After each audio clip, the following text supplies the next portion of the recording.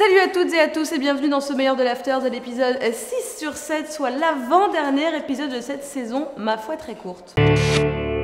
Le très gros morceau de cet épisode, c'est le thème de la descendance et de la filiation. On a Tyrion qui parle à Daenerys, qui n'est pas encore sur le trône, mais qui lui dit « Est-ce que tu peux réfléchir à qui te succédera après ?» Parce qu'on parle beaucoup dans cet épisode de la stérilité de Daenerys. On a d'un côté Dany et de l'autre Jon. On a ce couple qui se tient la main, qui se fait des yeux doux, il l'appelle Dany, lover alert, merci. On a ce couple qu'on aimerait bien voir sortir ensemble, même si c'est sa tante, c'est son neveu, c'est chelou, mais les Targaryens, on sait, se marier entre eux, puis Jon est toujours pas au courant qu'il est Targaryen. Mais on sait que c'est pas un couple qui pourra avoir une descendance, ne serait-ce que parce que Dany est stérile, mais aussi parce que Jon, rappelons-le, a prêté serment à la garde de nuit. Jon est très attaché encore à la garde de nuit, qui, rappelons-le, ne peut pas porter de couronne, se marier, ni avoir d'enfants. Dans cet épisode 6, Jon, d'ailleurs, je crois que c'est à Jorah, ou peut-être à Beric, il dit une phrase qui est une phrase du serment qu'on prête quand on devient un membre de la garde de nuit. Donc on voit bien que Jon, qui déjà refuse de porter une couronne, hein, c'est quand même le roi du Nord, il veut vraiment rester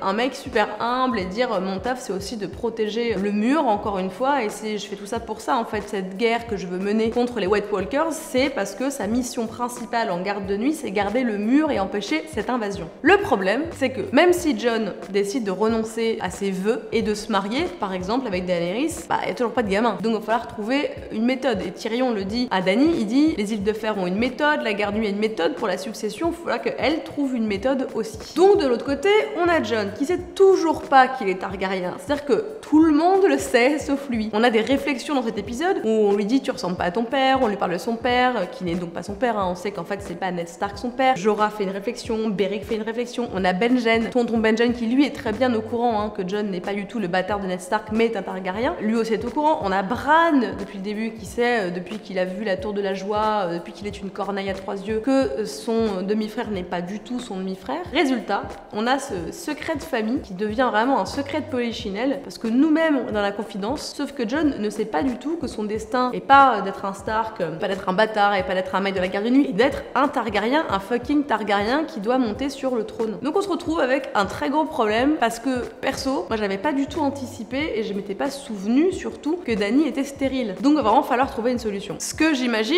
moi personnellement, c'est que à la fin de cette saison, Jon va apprendre qu'il est Targaryen. On va avoir une révélation et il va se rendre compte qu'il n'est pas qui il croyait, donc il va encore nous faire une crise identitaire. Hein. Il l'avait déjà eu quand il a été ressuscité par la prêtresse rouge. Le mec va traverser, mais c'est ça l'histoire d'un héros. Un héros se construit successivement par des révélations, des réalisations, et là il va réaliser plein de choses. Alors pour la suite, ça va poser un problème, hein, cette histoire de descendance ou d'absence de succession. Il va falloir que Jon prenne des décisions, il va falloir que Daenerys prenne des décisions, et il va surtout falloir qu'ils se mettent d'accord l'un avec l'autre, s'ils se mettent ensemble sur comment on garantit aux Targaryens de continuer à régner sur Westeros. Et peut-être que c'est là que les théories Night Queen, etc. peuvent finalement s'avérer vraies, c'est que ne pouvant pas avoir de descendance, il va falloir trouver une autre méthode, comme dit Tyrion, pour que le trône soit pérenne aux Targaryens. Avec ce problème de succession, de filiation de la part de Dany qui est stérile, peut-être que toute la théorie autour de la Night Queen et la prophétie Azor Ahai qui est censée pacifier le royaume, non pas forcément en tuant le Night King, mais en tout cas en signant une trêve, en faisant la paix. Peut-être que nos théories, tous nos complots là qu'on explore depuis le début de la saison vont s'avérer vrais, parce que ça va être le seul moyen pour Dany de régner sur la totalité du royaume sans trône de fer, parce que trône de fer égale succession, alors que si elle devient Night Queen, elle est immortelle entre guillemets, en tout cas elle vieillit pas, elle mourra pas de façon normale, et on le voit depuis le début, son but c'est de pacifier le royaume, de libérer les gens. Et est-ce que finalement l'aboutissement de tout ça, c'est pas de virer le trône de fer pour lequel tout le monde se bat depuis le début, mais c'est justement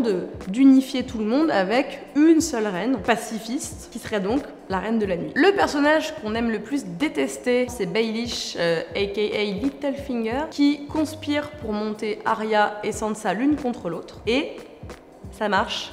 Bravo Baelish. Arya est super vénère contre sa sœur. Elle est même un peu très conne parce que sa sœur s'est quand même fait, rappelons-le, violer et survioler pendant des saisons. Elle était avec les pires raclures de Westeros. Et Arya lui reproche de pas s'être rebellée à l'époque où elle était mariée à Joffrey avec le message, vous vous rappelez. Elle lui reproche d'avoir trahi en fait les Stark. Arya qui la joue psychopathe hein, avec son histoire de flèche, avec son poignard, complètement serial killeuse dans l'âme. Et Sansa prend peur. Sansa elle a peur d'Arya depuis qu'elles se sont retrouvées en fait. Elle sent qu'il y a un truc et nous aussi on sent qu'Arya peut peuvent vriller à tout moment. Du coup, Littlefinger, il va profiter de ça, il profite de cette flip, parce que lui aussi a peur d'Arya, évidemment, et nous on aimerait bien qu'elle lui prenne son visage pour en finir avec Baelish. Et là, Arya menace quand même Sansa, même pas à demi-mot, de montrer ce message au Seigneur du Nord, qui se retournerait contre Sansa, et là ce serait le début de la fin. On peut aussi se demander si Baelish ne bosserait pas pour Cersei depuis le début, donc ce serait, vous savez, l'agent double, triple, qui bosse pour machin, qui en fait bosse pour truc, et c'est la guerre froide, hein, c'est la Russie contre les États-Unis, Westeros. Rappelons que Baelish a marié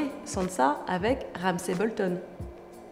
Peut-être que tout ça, toute l'intrigue, toutes les intrigues de Baelish, depuis le début, sont destinées à faire tomber les Stark, à les remettre sur le trône du Nord pour les faire mieux tomber. L'épisode, il est chargé quand même dramatiquement, hein, sauf qu'on a des petits moments de franche rigolade, de franche camaraderie avec ce Game of enterrement de vie de garçon, hein, toute cette troupe qui part chasser le White. Et ils réussissent, sauf qu'ils se rendent compte d'un truc assez énorme, qui j'espère sera pas une ficelle facile pour défoncer les White Walkers et les White en 2 coups de cuillère à peau. C'est que quand on tue un White Walker, ça tue les Whites qu'il a transformé. Du coup, si on tue le roi de la nuit, ça tue tout le monde en fait. C'est un truc très vampire, très hydre, c'est quand même une figure très mythologique, hein, de t'en tues un, il y a tout le monde qui meurt. Alors on espère qu'évidemment ce sera pas juste le petit truc facile pour exterminer les Whites. Pendant ce temps, à la fin de l'épisode, Sandor Clegane a son petit White là, qui est sous son sac et qui grogne, donc il va pouvoir le ramener à Cersei pour la convaincre qu'il faut se battre en premier lieu contre les White Walkers, etc. Le problème, et ce qu'on attend tous et toutes depuis pas mal de temps maintenant, c'est que Sandor Clegane va retrouver son frère, Grégor,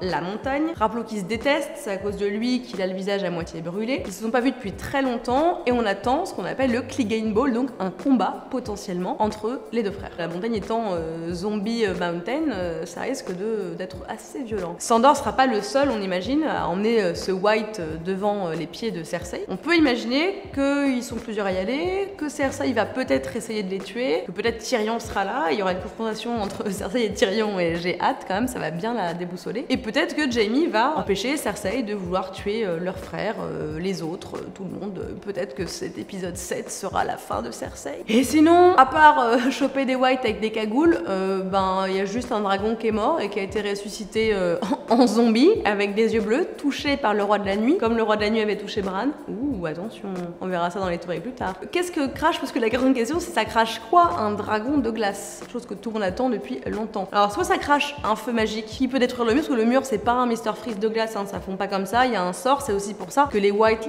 Walkers et le roi de la nuit ne peuvent pas traverser ce mur en 2-2. Ou alors, ça crache de la glace et ça va geler l'eau comme ça, ils pourront tous contourner tranquillou le mur et arriver à Westeros et c'en est fini de tout le monde. Je vous avoue que j'ai du mal à choisir un MVP pour cet épisode. J'aime bien Beric et son épée de feu. J'aime pas trop Jon Snow et son regard de chiot, là, de victime. Le mec, il est perdu, il est hagard. Mais j'ai envie aujourd'hui de dire que Jon est mon MVP, même si, et c'est un gros si, même si c'est de sa faute, si le dragon meurt. On va quand même rappeler que le mec, il y a un dragon avec Dany à côté, tout le monde est dessus, chevauché fantastique, et lui il dit attendez 2 secondes, je vais encore en buter 2-3 autres en fait. Mauvaise idée. Mais on a l'impression que Jon commence à comprendre quelques trucs. En fait, Jon, son vrai problème, c'est qu'il se sent pas le destin d'un héros. Tout le monde lui dit on a besoin de toi, t'es un élu, machin, mais il comprend rien parce qu'on lui dit pas pourquoi, on lui dit pas qu'il est Targaryen en fait, on lui dit pas que c'est peut-être lui Azor Ahai, on n'en sait rien. Donc moi j'ai envie d'y croire, j'ai envie de me dire que Jon, à la fin de la saison, là, dans une semaine, il va savoir qui il est vraiment, et ça va lui donner la force d'affronter des choses et surtout une détermination qu'il a pas encore tout à fait. Il a la rage, il a envie de vaincre, mais il lui manque un vrai but en fait. Donc Jon, tu es mon MVP, mais je te mets des encouragements comme dans un bulletin de notes parce que peut mieux faire et tu feras mieux. Pas mal d'entre vous parlent dans les commentaires de Illumination, on en a déjà parlé un petit peu quand on parlait de la prophétie d'Azor Ahai. En fait, ce serait le nom de l'épée mythique du prince ou de la princesse promise. Quelqu'un dit que Illumination, ce serait pas une vraie épée, mais une épée symbolique en fait. C'est une épée de feu et que ce serait peut-être les dragons. Et que ce sont les dragons qui peuvent vaincre les White Walkers et les rois de la nuit. Alors on l'a vu, si c'était si facile que ça, Daenerys, elle aurait cramé les 3/4 des morts vivants dans cet épisode. Donc moi je pense pas que ce soit une épée symbolique, je pense que c'est une vraie épée, ou peut-être, encore une théorie, que ce serait la main de Jaime. En fait, pas mal de gens, il y a une théorie sur Reddit qui est très longue à expliquer, hein, mais très intéressante, que Jaime Lannister serait en fait Azor Ahai, et que cette main qu'il a ne serait pas donc une épée, mais ce serait une arme à part entière. En fait, vous verrez dans la théorie, c'est un truc de traduction du valérien, etc. Que cette main, en fait, pourrait s'enflammer à un moment et devenir cette arme de la prophétie, Illumination. Donc, 3 choses, hein. Est-ce que l'illumination c'est un dragon? Est-ce que l'illumination c'est la main de Jamie? Est-ce que c'est une épée qui n'existe pas encore et que Jon va plonger dans le cœur de quelqu'un et qui va s'enflammer? On verra pour la suite. En tout cas, dites-nous ce que vous en pensez, hein, pour qui vous votez, la main de Jamie, le feu des dragons ou bien une épée qui n'existe pas encore pour Jon Snow. En parlant de Jon Snow, une théorie ma foi bien sympathique, j'y crois pas trop, mais ce serait un retournement de situation assez surprenant. C'est vrai que Jon Snow devienne en fait le Night King. On a parlé de la théorie comme quoi Daenerys pourrait devenir une Night Queen. Et dans les commentaires, quelqu'un qui n'a pas envie de voir Daenerys mourir, et je la comprends, cette personne dit que en fait Jon se sacrifierait avec l'épée de la prophétie d'Azor Ahai, vous suivez. Cette épée étant en vert dragon ou en acier valérien, ça le ferait devenir un White ou un roi de la nuit. Et là, Jon aurait les yeux bleus et il serait méchant, gentil, je ne sais pas. Je ne sais pas quoi faire de cette théorie en fait, elle me perturbe beaucoup. Mais ce serait assez drôle que la fin de Jon soit de devenir le roi de la nuit. Et du coup, il régnerait tel un couple peut-être de morts vivants. Et ce serait une espèce de mash-up entre Walking Dead et Game of Thrones. On va reparler du poignard parce que dans les complots du web, on a quelqu'un qui nous parle d'une espèce de retour à l'envoyeur qui serait assez satisfaisant ma foi. Le poignard que Littlefinger a remis à Bran en lui disant je sais pas qui il est, c'est quelqu'un qui a essayé de te tuer. Bon, alors on sait tous que ça appartient à Littlefinger, hein. C'est lui qui a demandé à un assassin d'aller tuer Bran. Bran qui donc a été poussé